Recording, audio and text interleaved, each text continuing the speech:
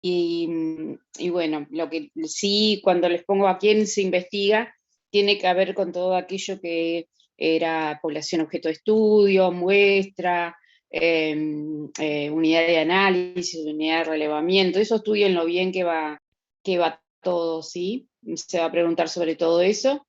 Y bueno, y después los temas que vengan para el tercer parcial, bueno, va a ser todo el programa, menos las técnicas que le dije.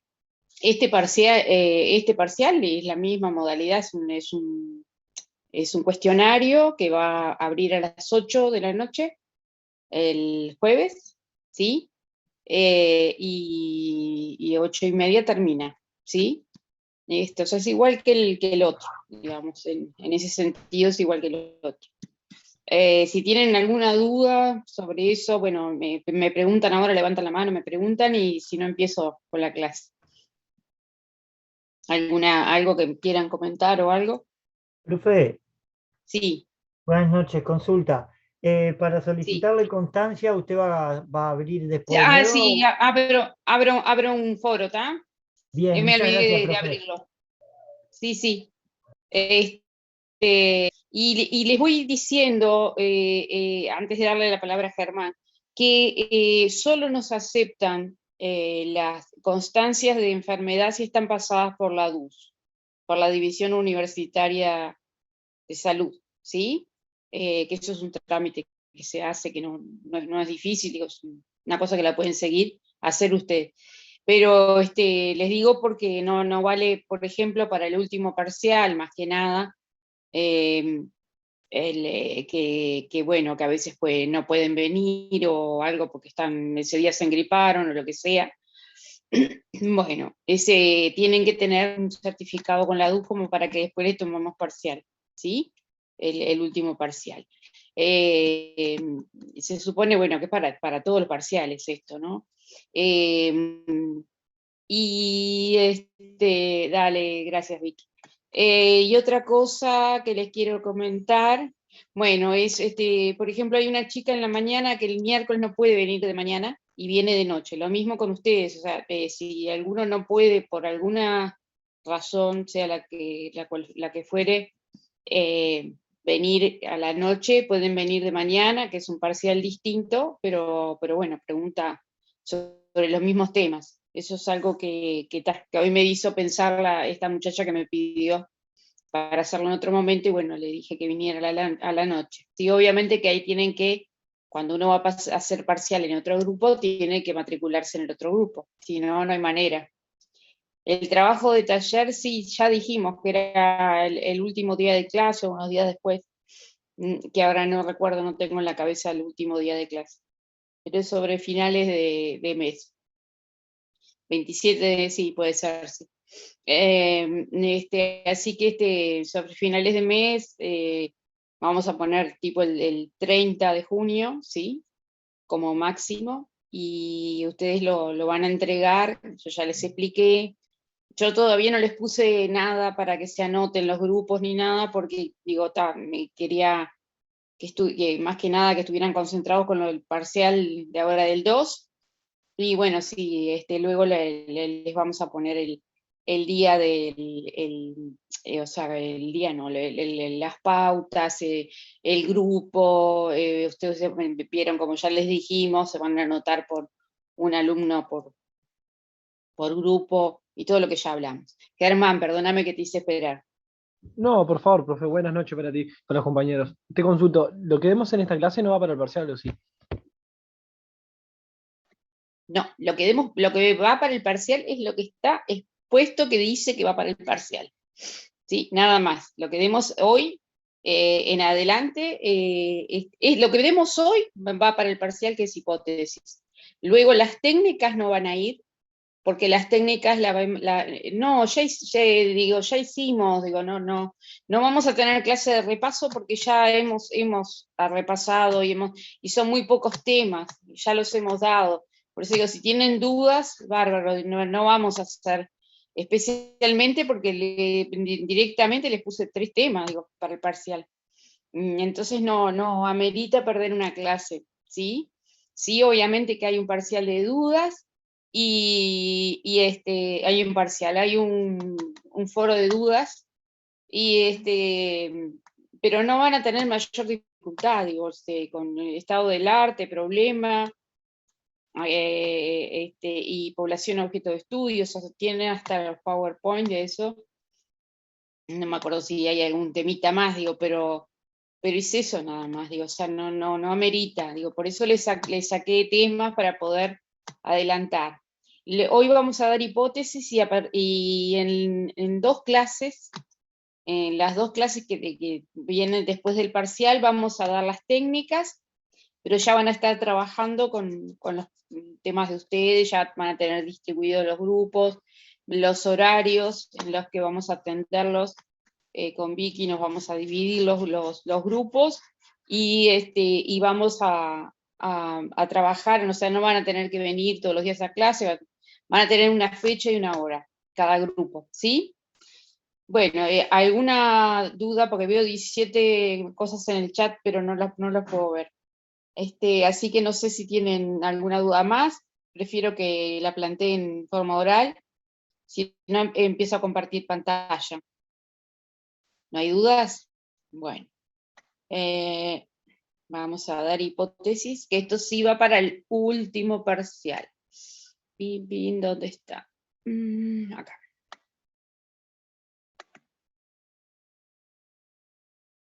A ver.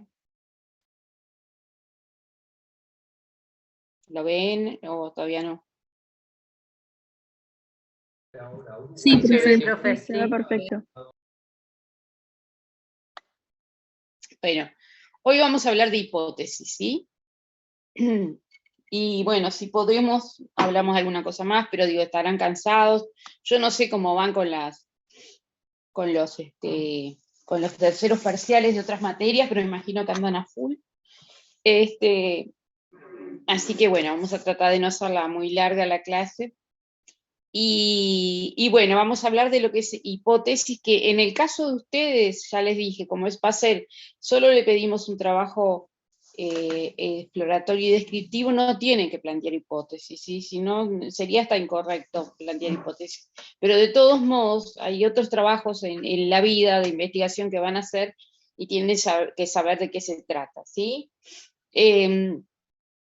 Bueno, ahí como dice, etimológicamente, vieron que siempre me gusta ponerles la etimología de la palabra, porque un poco habla de la historia, ¿no? de lo que es el término. Viene del griego, tesis, que es una situación, una posición, y bueno, hipo es por debajo, ¿no? Lo que está por debajo. Entonces es algo que está como, digamos, por debajo de lo que yo pienso. Es un supuesto, ¿sí? Es lo que yo supongo que pasa en la realidad, en el caso nuestro. Cuando hablamos de hipótesis en sentido científico, son los supuestos que tengo, ¿sí? Por lo tanto, como dice ahí, son proposiciones tentativas acerca de la relación entre 2 o más variables.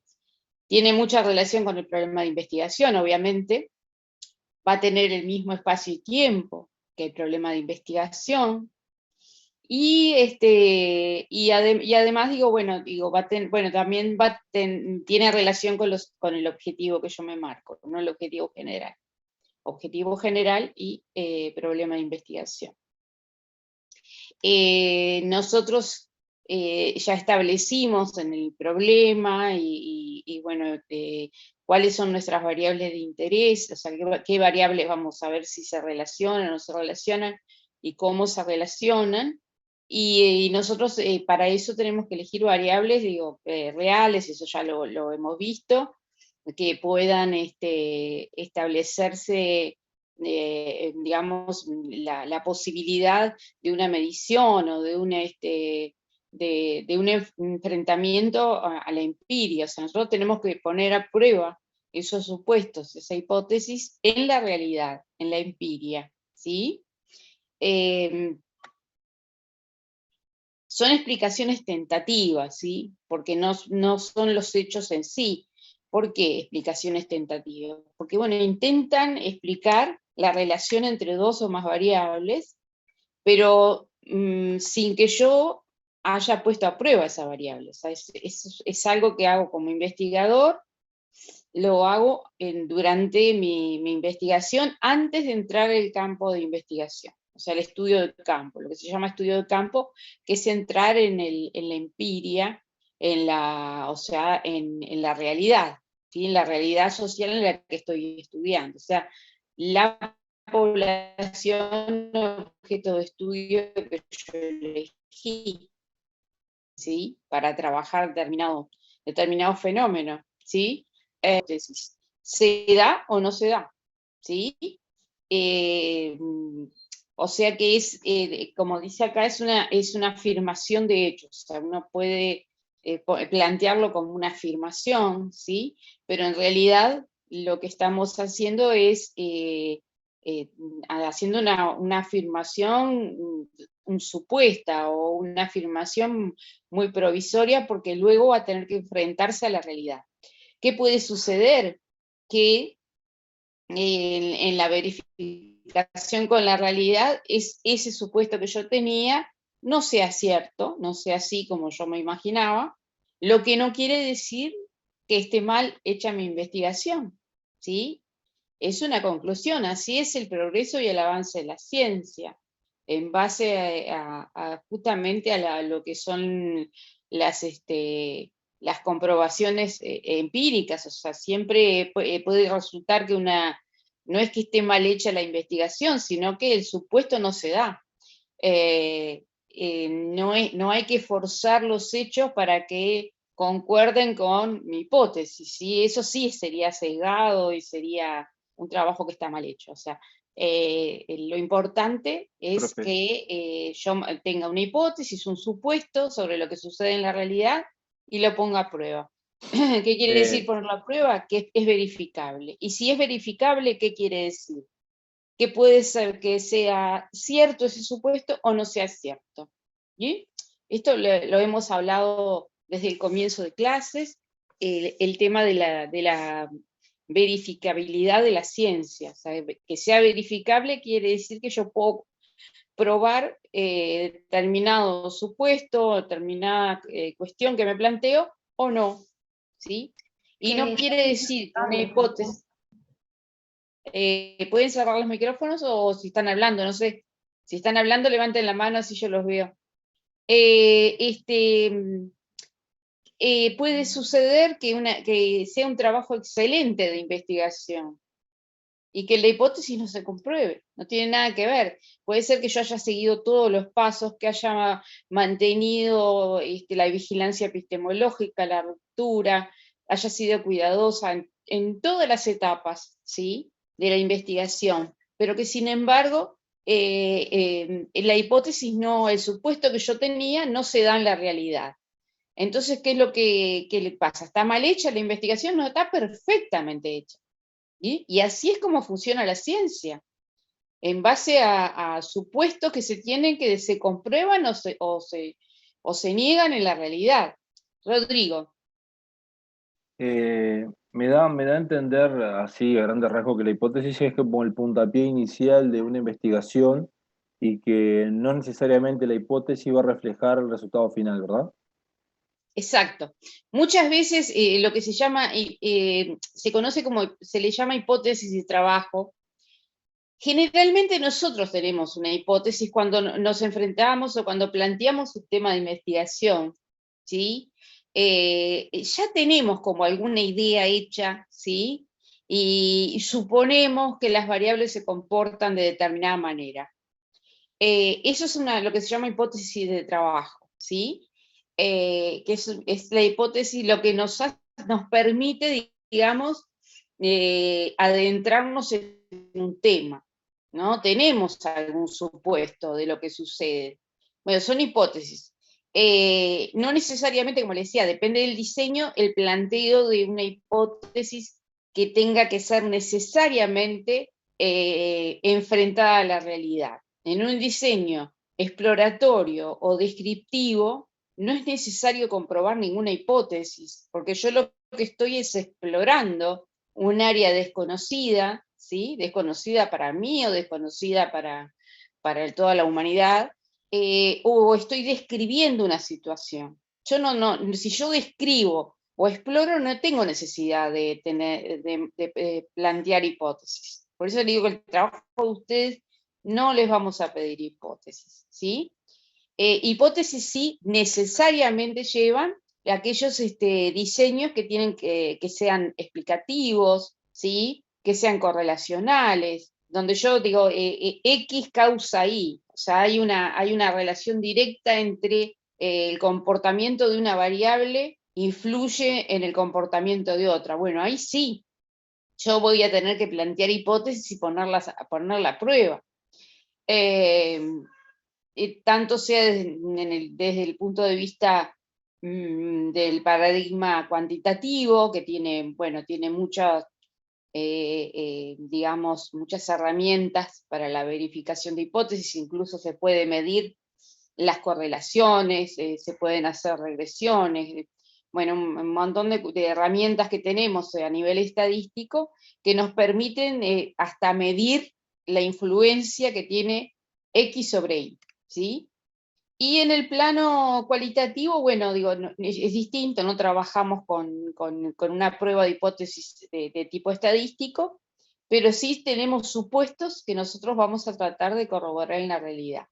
Y que eventualmente, como en el diseño o en el paradigma, mejor dicho, cualitativo, nosotros no queremos generalizar, sino que buscamos transferir, o sea que ese conocimiento de algo concreto, sí que hemos estudiado, bueno, lo queremos, podemos decir que en una misma situación puede darse, hay grandes probabilidades de que se dé lo mismo, ¿sí? Si no, no tendría sentido estudiar cualitativamente, si no tuviera algún impacto, digamos, a nivel científico. Pero ya es distinto, ¿sí? Cuando trabajamos a nivel cuantitativo, ya les digo, hay un montón de herramientas que ustedes no las ven ahora, digo, porque, bueno, no tienen estadística, no tienen por qué verlas, pero que tampoco viene al caso ahora, porque ya les digo, el trabajo de ustedes no precisa hipótesis, pero digo, es bueno que sepan que hay muchas herramientas y muchas formas de medir el grado, por ejemplo, de influencia que tiene una variable sobre otra, o el grado de correlación que existe entre una variable sobre otra, si hay variables intervinientes, ¿sí? que están en el medio de esa relación. Bueno, todo eso se explica muy bien estadísticamente, y bueno, y hay programas que lo hacen. Nosotros lo que hacemos es luego analizar. Lo que esos programas nos hacen son todas las cuentas, los gráficos, ¿sí? Y nosotros después interpretamos. Eso es lo que digo, lo que ha avanzado la estadística a lo largo del tiempo. Digo, bueno, hay programas como el SPSS o cualquier otro programa cuantitativo que nos permite, ya les digo, medir, sacar las mediciones, hacer las correlaciones, ya nos saca los gráficos, ¿sí? Y nosotros luego interpretamos, ¿sí? Porque ahí sí, interpretamos a la luz de ¿qué? De la teoría que nosotros tenemos, ¿sí? Del marco teórico. Una pregunta que hoy me hacían, no sé, capaz que gente de la mañana, no sé. Me mandaron un mensaje. Profesora, ¿qué es marco conceptual? Marco conceptual no lo vimos. Sí vimos lo que eran los conceptos dentro del marco teórico, hablamos de la formulación de un marco conceptual, ¿se acuerdan? Bueno. Entonces, bueno, a raíz de esos conceptos que nosotros... ¿Cómo? No, del marco teórico. En el marco teórico.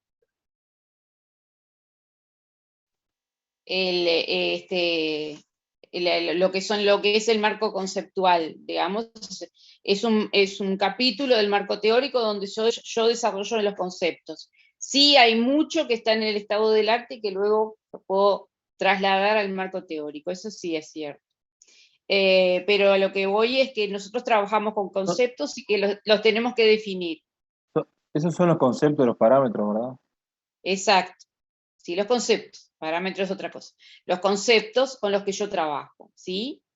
Y de esa manera yo digo, a mí me parece, o sea, es una cuestión que digo yo, no tiene por qué estar en todos los manuales, pero bueno, hay alguna gente que sabe más que yo, como Carlos Borsotti, que yo les hablé y creo que está el PowerPoint ahí, que habla de una definición de conceptos dentro del marco teórico. Justamente dentro de esos conceptos van a estar los que yo planteo como investigador en la hipótesis, ¿no? Las variables con las que voy a trabajar. Voy a explicar, a ver, os voy a decir al lector de mi trabajo, a la persona que vaya a evaluar mi trabajo, o a mí mismo para no perderme, decir, bueno, ¿qué quiero decir con tal término? ¿Qué quiero decir con tal concepto? Este concepto es medible, bueno. Eso tiene que ver con la definición de conceptos, o sea, hace el marco conceptual, ¿no? Dentro del marco teórico hay un marco teórico que tiene que ver con las teorías. Ustedes, en el caso de ustedes, hemos visto que hay como 3 teorías básicas, digamos, que después, digo, más adelante van a conocer más, que tienen que ver con el desarrollo de esas teorías, pero bueno, hay 3 escuelas básicas. Eso sería el marco, la teoría. Luego puede haber marco doctrinal, puede haber marco, debe haber marco conceptual, y me estoy olvidando de algo. Y marco normativo, si están trabajando con normas, ¿sí? Con determinadas normas, marco normativo, o sea, normas jurídicas hablo, ¿no?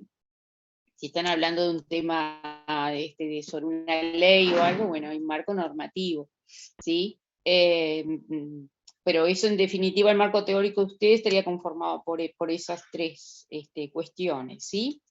Bueno, entonces decíamos, las hipótesis están sujetas siempre a comprobación empírica, ¿sí?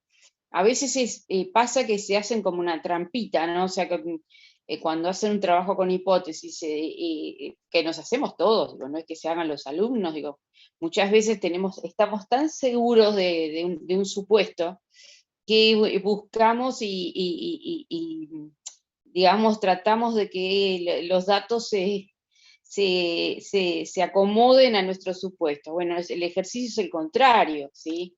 Lo que aprendemos con el tiempo es que no, o sea, tenemos que observar y preguntar, referirnos a la realidad para ver si la hipótesis se da o no se da en la realidad, ¿sí? Esos supuestos que yo tengo pueden estar equivocados. Y como les digo, que estén equivocados no quiere decir que esté mal hecha la investigación. En otros cursos, yo creo que los comenté ya, pero si les comenté, díganme. En otros cursos, en otros lados, donde sí tenían que trabajar los alumnos, porque era una monografía final, y bueno, implicaba otro tipo de diseño, bueno, se planteaban hipótesis. Y me sucedió con una alumna que tenía una hipótesis, excelente alumna, de las mejores alumnas que tuve en mi vida. Se planteó determinada hipótesis y estaba encaprichada. Cuando bueno, yo la tutoriaba, y digo, bueno, vamos a ver, bueno, mirá, en la realidad lo que tú te planteas no se da. Y estaba como ofendida, ella de alguna manera quería que esa hipótesis, porque además tenía una cuestión valorativa lo que ella planteaba.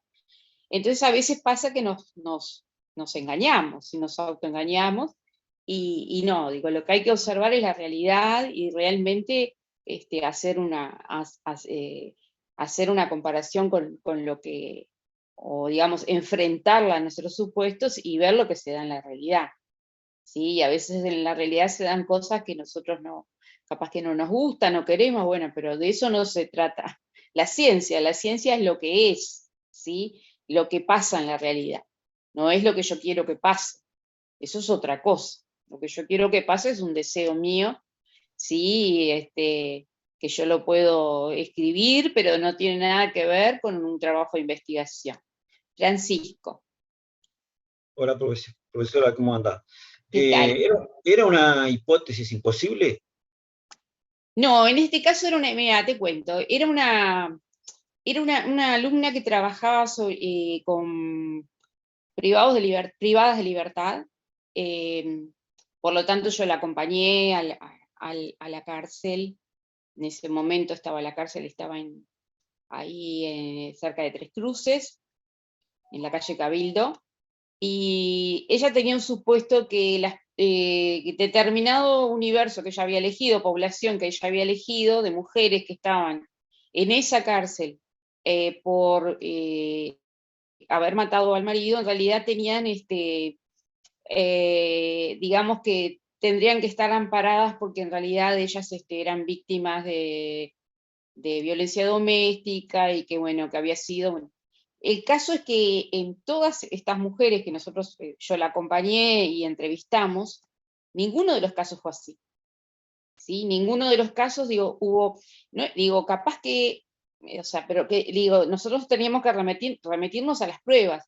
No hubo prueba en ningún caso de que la mujer estuviera en una situación de violencia, en esos casos. Otros casos sí, pero en los casos que ella había elegido, precisamente que eran justamente gente que había ido presa por homicidio, mujeres que habían ido presas por homicidio.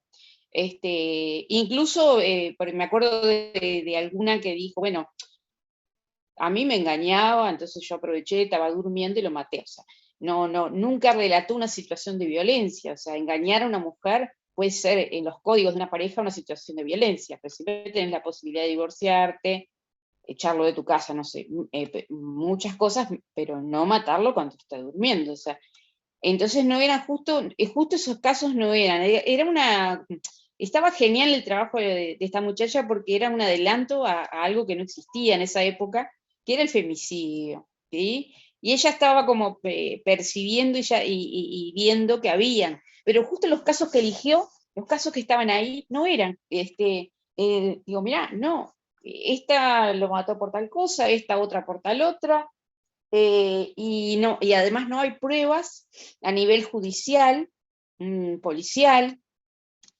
de que esto haya sucedido por una situación de hostigamiento, o sea, no hay informe psicológico, no hay nada.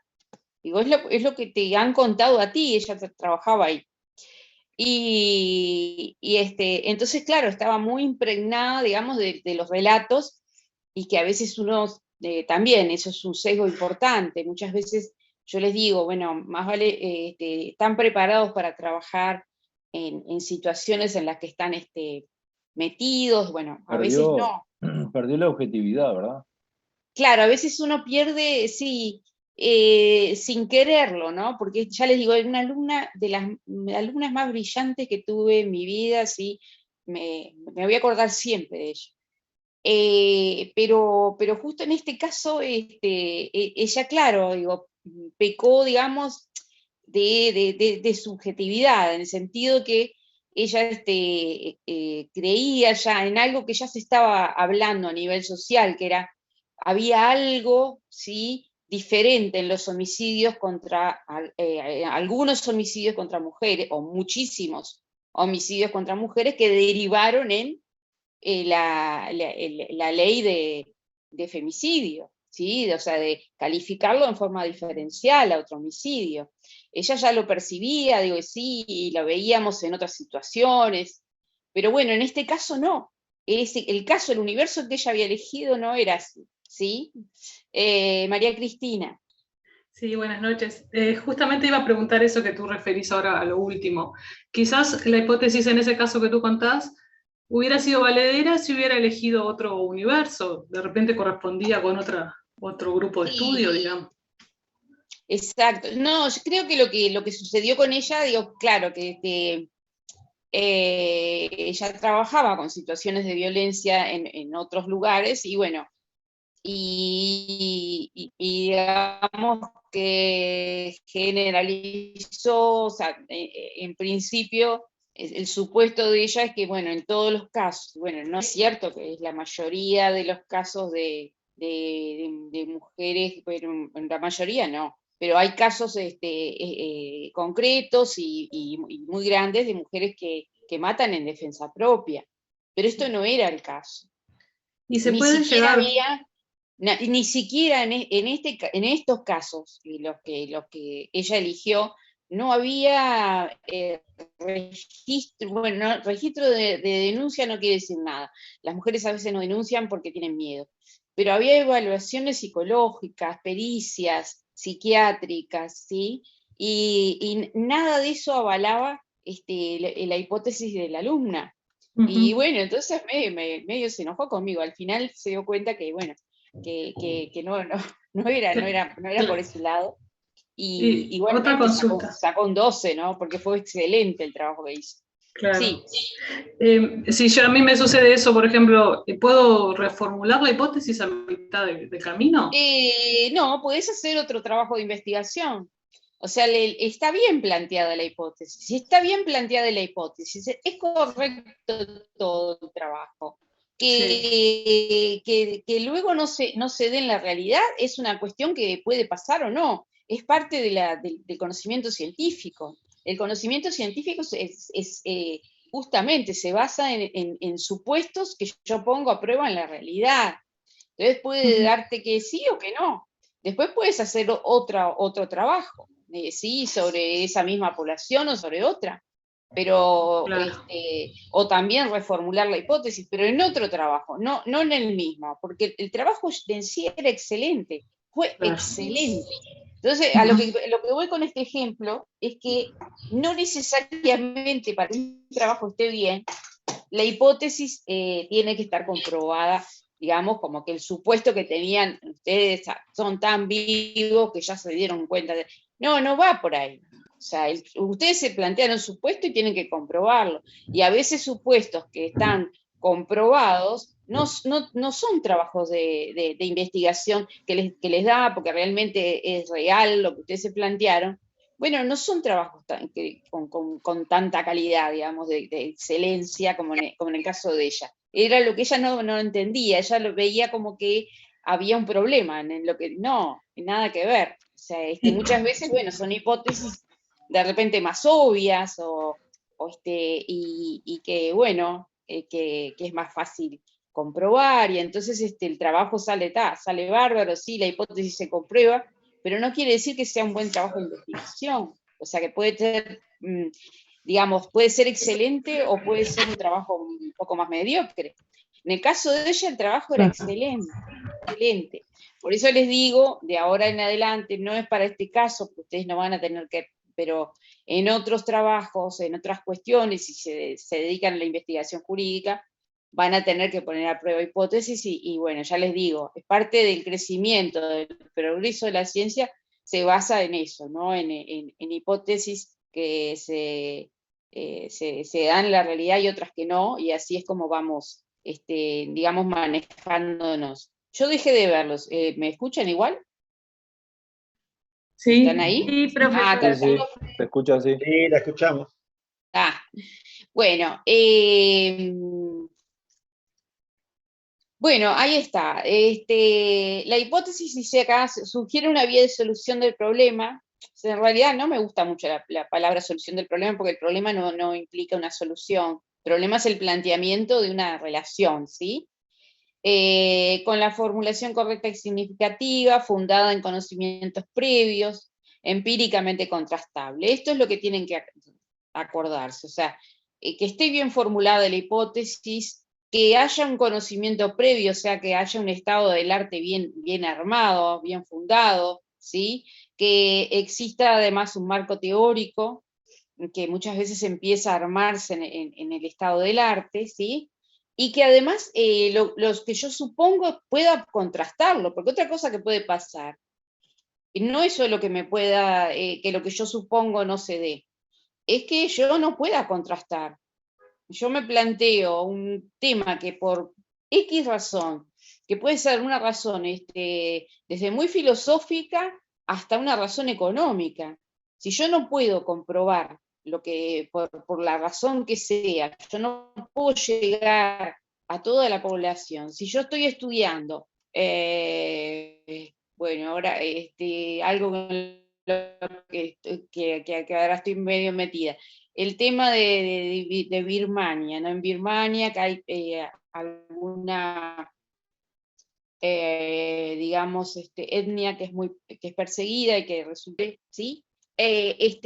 Yo quiero hacer un trabajo sobre Birmania y me planteo como técnicas, entrevistas a estas personas que están en situación de apatridia, y me propongo comprobar mis hipótesis en la realidad. O sea, yo no voy a poder ir ahí, porque es una situación donde hay bombas, ¿cómo se llama esto? Minas, esas que entierran y que la gente pasa y se queda destruido en el momento. O sea, hay situaciones que yo no las voy a poder hacer. Si yo no trabajo con otro tipo de material que no sea, o si voy y no sé hablar en el idioma que hablan, tampoco tiene sentido que yo vaya a hacer entrevistas, porque no nos vamos a entender, ¿sí?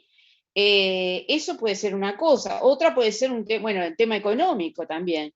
Yo me planteo ir a estudiar, el nacionalismo, y se me ocurre estudiar Cataluña con el resto de España, la situación. Bueno, primero que nada tengo que tener, si voy a trabajar no con documentos, sino con entrevistas o con observaciones, voy a tener que tener plata para el pasaje, ¿sí? Voy a tener que tener alguien que me financie, o tener yo el dinero para cualquier tipo de investigación lleva dinero. O sea, es una investigación de ese tipo, ¿no? Y para estar ahí, para ir, observar, porque no es una cuestión de ir y mirar y salir corriendo. Yo tengo que convivir para lograr tener un nivel de empatía, digamos, y de comprensión de la mirada del otro. Bueno, entonces no me planteo, hay cosas que no me las puedo plantear. ¿Sí? Empíricamente no son contrastables, no porque no sean contrastables teóricamente, sino porque yo no lo puedo hacer. Eso también, ¿sí? Tiene que ser una cosa realista. Y después están las cuestiones filosóficas, digo, que yo no puedo plantearme una hipótesis que diga que los catalanes son más buenos que el resto de los españoles. ¿Qué quiere decir más bueno? ¿En qué sentido? ¿Sí? O sea, eso sí, es empíricamente incontrastable. No lo puedo contrastar. ¿Con respecto a qué? ¿Qué quiero decir con bueno? Por más que lo defina, es una valoración. Y una valoración no tiene sentido en la ciencia, ¿sí? Acá recordando a Popper, ¿no? El falsacionismo, contrastar una teoría significa intentar refutarla mediante un contraejemplo. ¿Sí? Una hipótesis contraria. Si no es posible refutarla, dicha teoría queda corroborada. ¿Sí? Ese es el falsacionismo que vimos al principio del curso. Puede ser aceptado provisoriamente y nunca verificado. Bueno, eso es una posibilidad también, que yo pueda verificar provisoriamente algo, pero que no sea una comprobación empírica, ¿sí? Lo que se planteaba Popper justamente era el planteo de contraejemplos, de ejemplos contrarios, ¿sí? A lo que yo me planteo. Bueno, si eso ¿se acuerdan del ejemplo de si yo miro el barco en el horizonte y primero, ese es el razonamiento popperiano, ¿sí? Yo cuando veía el barco que si se iba a la misma vez desaparecía el casco y los mástiles, es que la Tierra no era plana, ¿sí? Que la Tierra no era redonda, digamos, o sea, pero yo tampoco podía decir, no, al revés, si la Tierra era plana, yo tenía que ver necesariamente que el mástil y el casco del barco desaparecían al mismo momento. Si yo veo que el barco no desaparece al mismo momento el casco y los mástiles, quiere decir que la Tierra no es plana, lo que no quiere decir que sea redonda. Yo voy a tener que plantear otra hipótesis para ver si la Tierra es redonda, porque puede haber otra forma, ¿sí? En la cual suceda lo mismo con los barcos. Bueno, ese es el razonamiento popperiano, ¿sí? Que es una forma de enfrentar las hipótesis. Las funciones de las hipótesis, ¿no? Son muchas, digo, esperen que estoy mirando por las dudas la hora. Estamos bien. Las hipótesis, tienen distintas funciones, entre ellas indicar el camino para la búsqueda de una verdad objetiva. Sabemos que la objetividad no existe, que es una utopía, pero es una utopía que tenemos que tener presente siempre, ¿sí? Impulsa el trabajo científico, porque justamente esas cuestiones, lo que le sucedió a esta muchacha, ¿no? Que no, bueno, impulsa a investigar, bueno, de repente, ¿por qué esas mujeres mataron al marido? ¿Sí?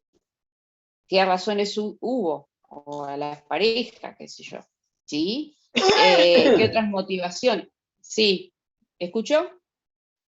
¿Alguien habló? Bueno, alguien se le abrió el micrófono.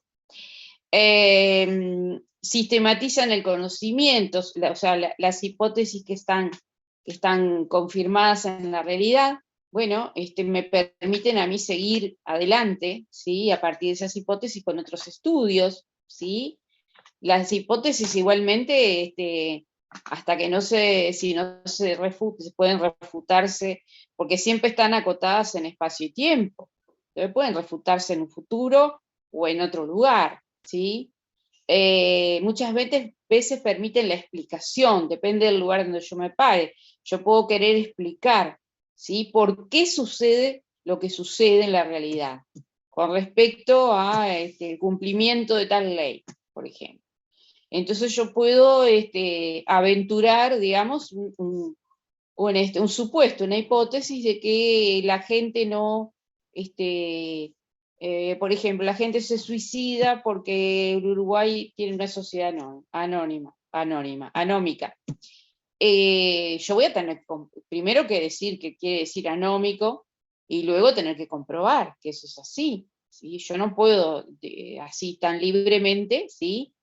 Es una hipótesis, pero voy a tener, digo, hay gente que está estudiando hace años todo eso y que ya, digo, ha comprobado muchas cosas, digo, pero justamente la ciencia es el trabajo que hacemos a diario los investigadores, pero además la acumulación de trabajo. Y por eso la ciencia es un conocimiento que no es hermético, es un conocimiento abierto, que tiene que ser público, justamente, porque todos nos tenemos que servir de ese conocimiento para poder seguir adelante. Y por eso existe el estado del arte. Porque si ya está explicado que el suicidio uruguayo, por ejemplo, estoy diciendo una cosa que no sé si está comprobado, es un suicidio anómico, ¿sí? No me voy a poner a estudiarlo si ya otro lo hizo y lo hizo bien, ¿sí? Si me planteo que la accidentalidad vial en Uruguay, que es tan alta, bueno, puedo plantearme pueden haber muchas razones, y pueden haber muchas razones y muchas hipótesis, ¿sí?, que expliquen. Entonces de repente no es solo una hipótesis, que expliquen el comportamiento de la gente uruguaya conduciendo autos, motos o bicicletas o sus pies, ¿no? Los peatones. ¿Cómo circula la gente en Montevideo o en alguna ciudad del interior o en todo el Uruguay? Bueno, yo voy a tener que plantearme, puedo plantear una hipótesis con una variable, con una relación entre dos variables, digamos, o que una variable sea la causa de la otra, pero puede haber varias razones, pueden haber varias, ¿sí?, variables que estén involucradas en el fenómeno que el uruguayo maneja mal. Si no, no tendríamos la cantidad de accidentes que tenemos. Eso es un hecho constatado, ¿sí? La cantidad de la accidentalidad vial. Bueno, una puede ser, una explicación puede ser la anomia, podríamos plantearnos como hipótesis que, bueno, somos una sociedad anómica y, bueno, que no respeta. O puede ser que las escuelas de conducción sean pésimas, comparándolas con otros países. Estoy diciendo disparate que no tengo idea. O puede ser que la gente sea muy audaz, ¿sí?, y se largue a manejar sin tener mucho cuidado. O, bueno, pueden haber muchas razones, ¿sí? Pero bueno, yo voy a tener que elegir o un conjunto de razones o estudiar una razón a la vez, digo, pero en definitiva lo que voy a estar tratando de explicar un comportamiento que se da en la realidad, o sea, a través de otro. O sea, ¿qué cosa produce que los uruguayos manejen mal? ¿Sí? O qué cosa produce que el uruguayo sea, yo qué sé, muy carnívora en comparación con otras sociedades. Y bueno, hay cosas que parecen como evidentes, pero habría que verlas, que somos un país ganadero. Bueno, pero caramba, voy a comprar carne y la carne está cara. O sea, ¿qué es lo que hay atrás? ¿No? Pueden haber cuestiones culturales, tradiciones, ¿sí? Casi siempre digo en los fenómenos, casi siempre no, siempre, los fenómenos sociales, sociojurídicos, también están explicados o están impregnados de muchas variables, no solamente no hay una explicación que sea a través de una sola variable, ¿sí?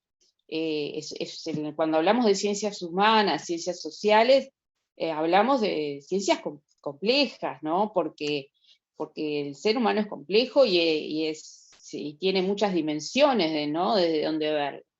Entonces el comportamiento humano tiene muchas razones, ¿sí? Yo puedo, digamos, hablando de cuestiones jurídicas, el comportamiento desviado. Bueno, depende de la teoría en la que me pare, ¿sí? También la hipótesis que yo me vaya a plantear. ¿Se acuerdan del año pasado de Sociedad y Derecho? Habían teorías, la teoría del etiquetamiento de Becker, la teoría de la criminología crítica, bueno, le daban valor a determinadas cuestiones que eran totalmente distintas, ¿sí? Y entonces, bueno, si yo me voy a parar en alguna de esas teorías, voy a tener que ser coherente con esa teoría y decir, bueno, a ver, ¿qué es lo que está? ¿Qué es lo que produce el comportamiento desviado en las personas? La pobreza, el proceso de socialización, es una libre elección de la persona, decide ser delincuente, ¿sí? O hay varias razones, ¿sí? Bueno, digo, ahí es cuando yo me planteo las hipótesis, ¿sí? Cuando yo me planteo los supuestos que explican determinados comportamientos, ¿sí? Hay un aumento de delitos no violentos en los últimos tiempos. Bueno, ¿qué es lo que pasa? ¿Qué es lo que está pasando? ¿Qué es lo que puede explicar? Y hay múltiples razones según el lugar donde nos paremos, ¿sí? La teoría que nos paremos, ¿sí? Y sin ir a cuestiones políticas, ¿no? Sin impregnarlos de ideología, porque acá estamos en la ciencia. O sea, hay un hecho real. Bueno, hay creo que el doble de homicidios este mes, que estamos terminando, que el año pasado. ¿Qué pasó? ¿Qué cosas hubo? Bueno, pueden decir, la pandemia, el año pasado estaba la gente más encerrada y no cometía tantos delitos. Bueno, puede ser una explicación. Puede ser una explicación, bueno, que haya mayor o menor o lo que sea, que tenga, pero pobreza. Que haya un tema de valores, que haya un tema que tiene que ver con una sociedad cada vez más individualista, donde está menos presente la familia, de repente el niño tiene menos límites. Pueden haber múltiples explicaciones, y todas, capaz que todas pueden ser correctas, y todas, digamos, funcionan en algún grado, explican, ¿sí?, esta situación. Pero siempre yo me voy a manejar con hipótesis, que van a estar alejadas de valoraciones políticas, sociales, morales, ¿sí? Yo no puedo plantearme desde mi moralidad o desde una cuestión religiosa una hipótesis. Yo tengo que tratar ¿sí?, de hacer una ruptura epistemológica con todos esos conocimientos y esos valores y esas cuestiones que tengo para plantear una hipótesis. Es fundamental. Después, bueno, voy a respaldarme en alguna teoría que ya alguien inventó y que la puso a prueba, y bueno, y voy a pararme ahí o en varias teorías y comparar, ¿sí? ¿Por qué es que pasa lo que pasa? ¿Sí? Entonces digo, realmente digo, hay cuestiones digo, que necesitan explicaciones, ¿no? Necesitan el planteo de hipótesis. Cuestiones que de repente son muy urgentes, ¿sí? Como les digo, el suicidio, o el aumento de delitos, o el feminicidio, la violencia contra la mujer, contra los cuerpos feminizados. Digo, son datos reales, no es que yo sea feminista. No, son datos que se sacan del observatorio del Ministerio del Interior o de cualquier lugar, ¿sí? De cualquier lugar que lleve registro de estas cosas. Entonces, bueno, frente a esa realidad, ¿cómo la explico? Esa es la función del cientista social y del jurista, ¿sí? Tratar de explicar. Y bueno, a veces me puedo plantear determinadas explicaciones, supuestos, que luego cuando voy a la realidad no son así, no pasan de esa manera. Pero, digo, como decía la compañera, y bueno, me planteo otra hipótesis. Bueno, a ver, ¿qué hago? Yo quiero seguir tratando de explicar el aumento de homicidios o el aumento de suicidios. Entonces, obviamente que, obviamente no hay nada obvio en la ciencia. Tal vez haya relación en el aumento de suicidios que hubo en los últimos tiempos con el tema del encierro, ¿no? de la pandemia, de que la gente, bueno, estuvo mucho sola consigo misma, que de repente aumentaron los casos de depresión, porque la gente no se podía comunicar con otra. Bueno, puedo plantear mil explicaciones, pero las tengo que poner a prueba. No es como en las redes sociales, que la gente se pone a explicar todo sin haber puesto a prueba nada. ¿No? Acá tenemos que poner a prueba. No estamos opinando, estamos haciendo ciencia.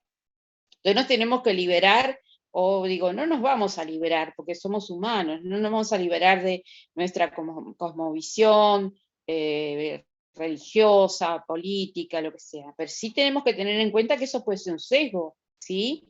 Para mi investigación. Entonces voy a tener que tener en cuenta eso, ¿sí? Y no tratar tampoco de buscar o réditos políticos, no, voy a tener que analizar como cientista social y cientista jurídico, qué es lo que está pasando, qué es lo que pasó como para que se dé determinada situación, ¿no?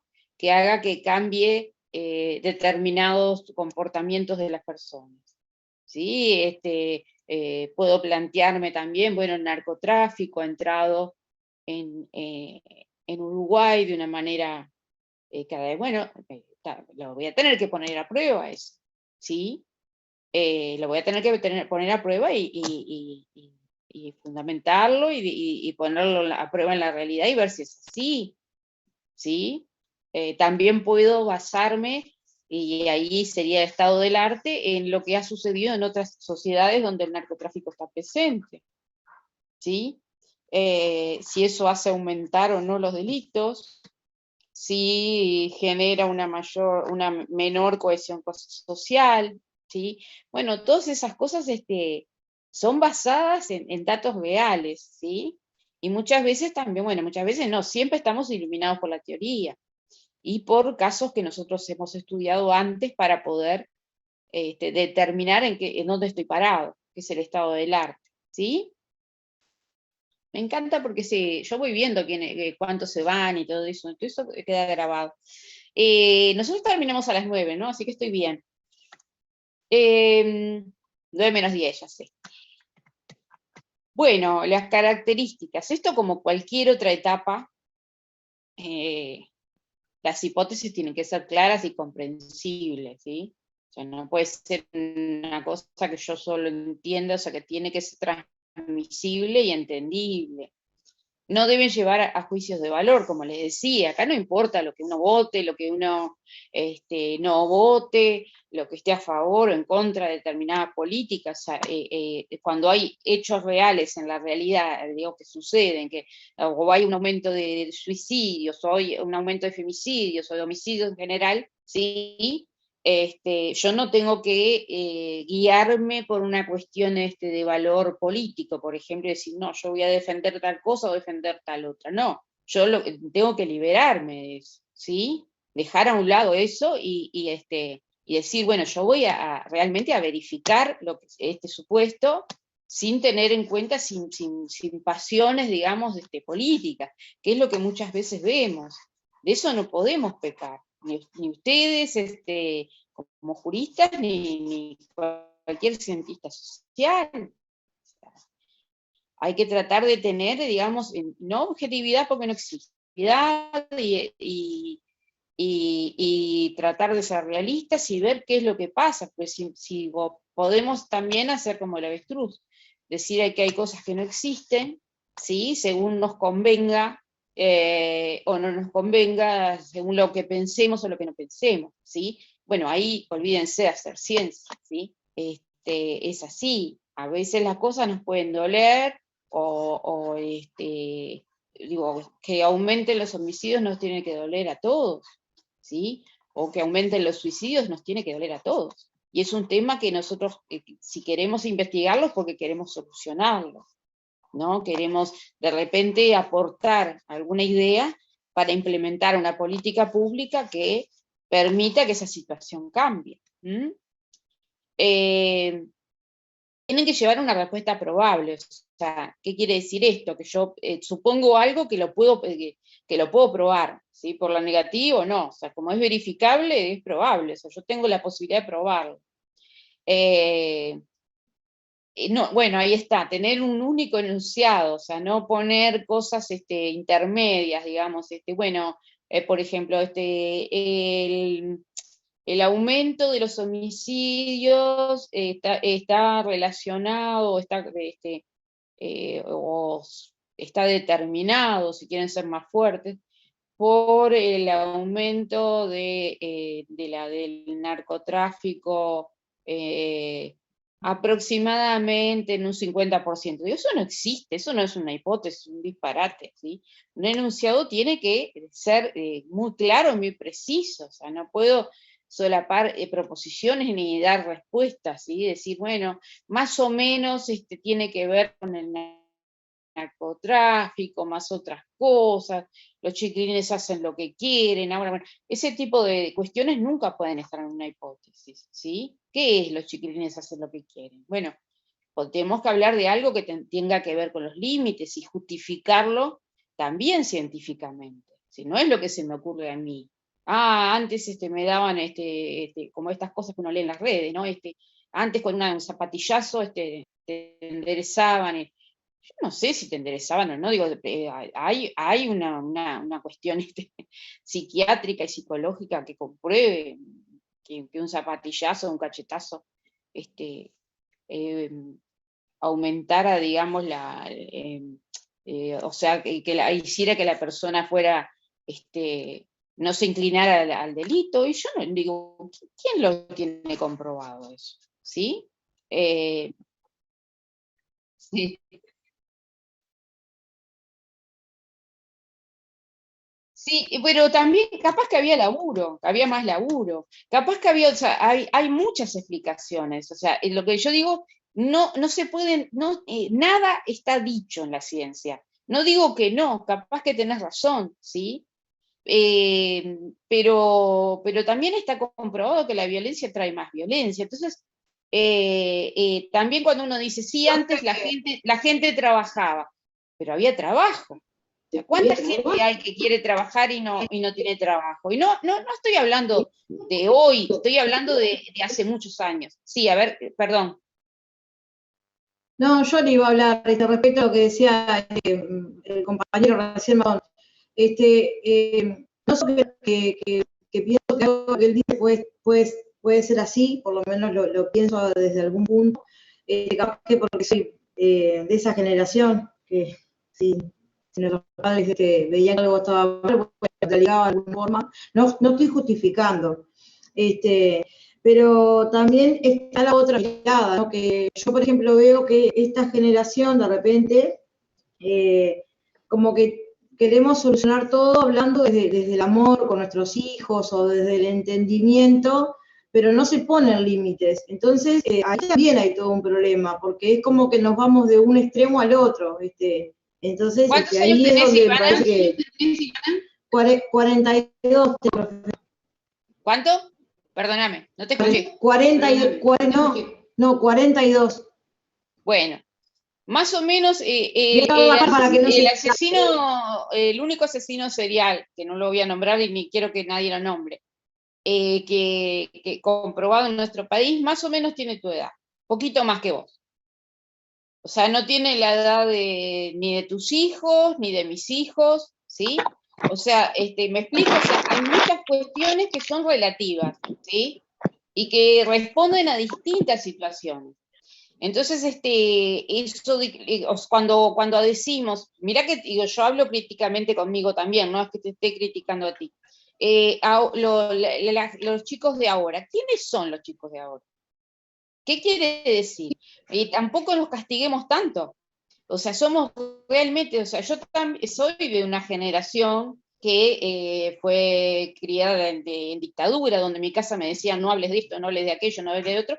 Entonces yo siento que fui culpable de muchos errores de mis hijos porque también hacía asambleas en mi casa, yo divorciada desde que eran muy chiquitos, hacía asambleas para resolver cosas. Y no hay que hacer asambleas, ¿no? Después lo aprendí con psiquiatra, psicólogo y todo.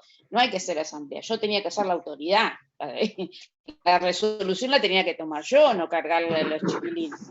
Pero digo, tampoco eso, digo, hay muchos que hicimos eso y no todos los hijos salieron igual. O sea, hay que tener cuidado con eso, ¿no? Con esas cosas que uno a veces hasta se castiga y se castiga como padre o como abuelo o como lo que sea, digo, se castiga también por generalización. El manual no hay de para repente ser no padre. son tales, ¿no?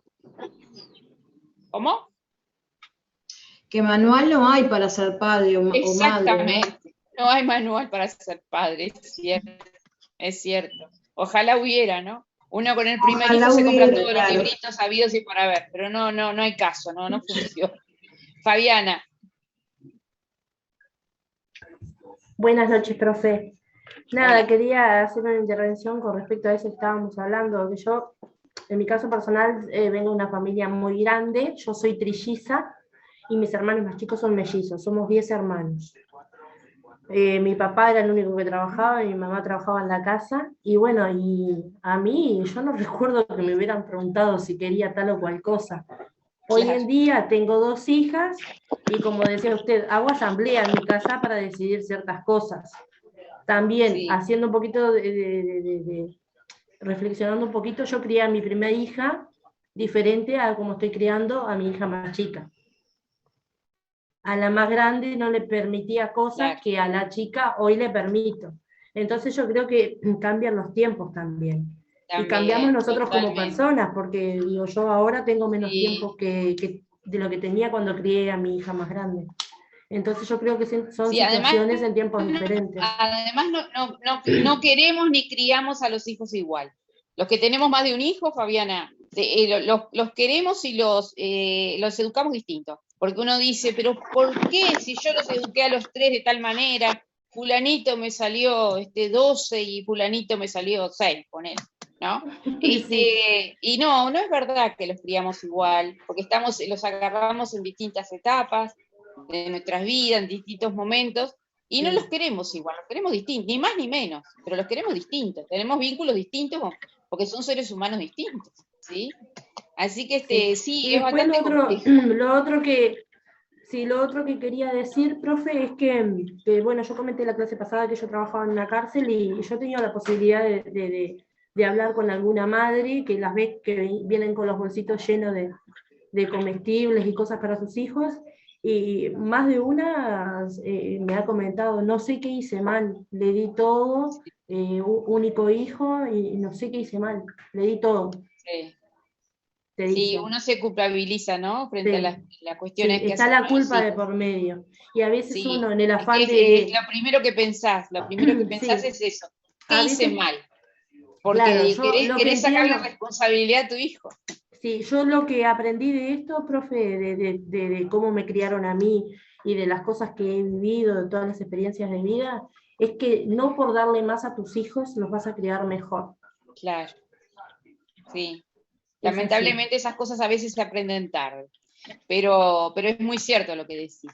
Pero también, digo, estamos tan acostumbrados digamos, a mimar y justificar a veces que a veces nos culpabilizamos a nosotros como que ellos no fueran, no tuvieran poder de decisión, fueran, no sé, bebés toda la vida, ¿no? O Sí, sea, no, yo lo que le digo a mis hijas, el dicho que yo tengo en mi casa es, porque de repente me dicen, sí, pero todo el mundo va, póngale a una fiesta, a un cumpleaños, a algún lugar. sí, Bueno, pero vos no sos todo el mundo. exacto, sí, Sos única y reemplazable, así que no sos todo el mundo. Entonces como claro, que tengo ese dicho y por ahí la piloteo. sí. Sí, pero tiene mucho que ver la familia, digo, hay muchos estudios, ¿no?